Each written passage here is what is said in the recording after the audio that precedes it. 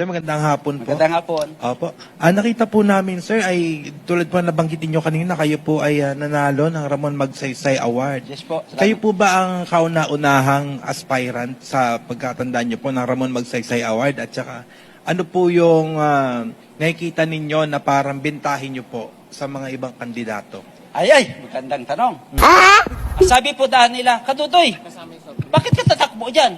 Nakapag-aral ka ba? Sabi ko, at least proud ako na graduate ako sa high school at nakapagtapos ng vocational course. At mayroon akong isang kurso na dala-dala. Ano ito? Kursunada. Kursunada tayo. At kahit hindi ako graduate sa Universities of the Philippines at sa labas or sa anumang university dito sa Pilipinas, pero ang hindi aram ng marami, graduate ako sa UEE. Ano yung ibig ng UEE? University of Actual Experience. Woo! At may PhD ako. Wow! Hindi ko sabihin ng PhD, person with high dedication. Dedicated ho tayo sa anumang laban at sa pagdating ng panahon.